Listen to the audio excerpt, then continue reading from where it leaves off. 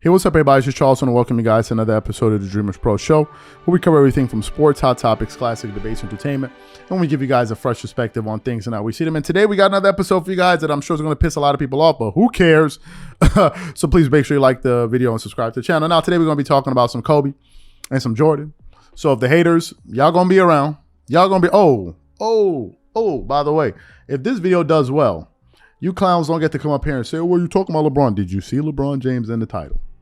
All right, so let me get back into this. So I stumbled upon an interview with Isaiah Thomas on the YouTube channel called Ball Don't Stop, the YouTube channel, and he did an extensive interview, very in-depth, very detail-oriented interview. I thought it was a great one. You guys should go check it out. It's only about 54 minutes, or thereabout. But anyway, while he was talking, they got to a point where they asked him, to talk a little bit about who was the best player he ever played against. So what we want to do is we want to play exactly what Isaiah Thomas had to say about the way he's viewed by his peers, to give, maybe that will give his words a little bit more credibility for people to say, well, who is he? Well, when you hear the names, and also to hear what he had to say about Kobe. So take a listen to what he had to say here. Peers. That's the one?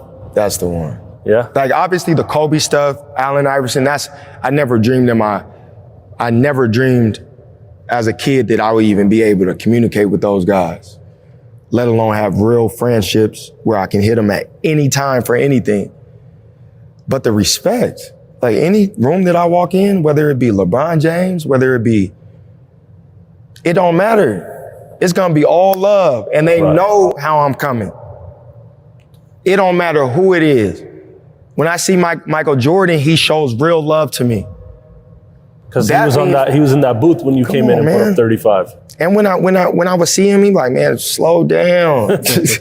Like, that's Michael Jordan saying that. That's Kobe Bryant telling me. That means more to me than anything. The accomplishments is dope. Like, those were dreams of mine. All NBA, All-Star, getting drafted, battling with the greats, to where they like, man, we got to stop him. Yeah. Those are amazing moments in my life, in my career, that I would never take for granted. But the respect from your peers? I'm looking at, you've seen the Dirks, the Duncans, the Nash, Kobe. Nah, you didn't play against him. I didn't. Now the Durants and the LeBrons and the Currys. Who's the one guy where you just saw it and you were like, he's the best player I've ever seen? Kobe. Kobe? You just feared him right when you stepped on the court. Like his energy was for you to fear. I've never seen somebody offensively. Obviously, KD is offensively gifted. Kyrie. Tell me the time frame that it was with Kobe, though. Right when I got in the league. 2011. Because 2011, he was still 2010, they won. They won. 2011, Dallas won. I still think he was the best player in the league until 2013. For sure. When I seen him, and every move was just everything he did was so strategic, and I'd never seen somebody that sharp. Can you imagine his preparation? I can, and it was insane. But I've never seen somebody that sharp. And then when I got to build a friendship with him and hear him talk about the game, it was on a level that I've never heard before. Nobody come close. Why is this not universally recognized among media nowadays and casual fans? I think the popularity contest, like, obviously, whoever they say is in front of him, the name might be bigger. More personal. But like what it goes back to, peers. Yeah. What are most peers gonna say? Right. They're all gonna say Kobe. They're all gonna say, except this generation, which I get, because LeBron is who they worship, who they come up with, and LeBron is cold, but a different galaxy himself. Kobe, I can only imagine how Jordan was back then. Right. Because Kobe was just a little bit sharper than. I say this, a little bit more fluid, a little bit sharper. In everything that he did. In every movement. And an extension of Jordan. And the thing that I say Jordan's always number one because Kobe had to follow somebody. Jordan was the blueprint. But Kobe, if you want to follow somebody and follow everything and make it better, man, he did that with the best player ever. Think about that. So how is he not the best player ever? That's facts. Come on, man. What are we talking about? So you heard what IT had to say about Kobe. Now, if you listen to the interviewer, he asked a good question. He said, so if this is something that basketball heads know, why don't we hear this more often from big media? And IT says something that's quite important. He said, yeah, but players know. He said, but players know, right? The peers know. Now, I think to answer that guy's question, I think it's quite obvious why that is, because people in media have special interests, all right? Once you have a particular thing that you want to create, you're going to push it. And what ends up happening is you have some of these people that have been so conditioned to consume NBA content and get one particular message. When they come out there and they hear somebody else saying something different, they're like, whoa, whoa, whoa. They have a brain fart. Like, oh my God, what are you talking about? This is ridiculous. Oh, what do you mean? That's what happens. Because they can't believe that they're getting something, they can't believe that they're hearing something different from what they used to hear from people on TV and some of these big quote unquote publications that are giving it a fair shake. I don't know how you have all of these different publications and they all have the same exact rankings, but whatever. So that's where it messes with people. To me, I think this is obvious as daylight. Kobe is the closest thing to Jordan. Is this a question? Is this a question? Is there anybody asking a question? No, there is nobody asking a question. Okay, good. Is Jordan widely regarded as the greatest player of all time? Yes. So if you have an NBA player that is the closest thing to a player that most consider to be the best, wouldn't that make him the second best?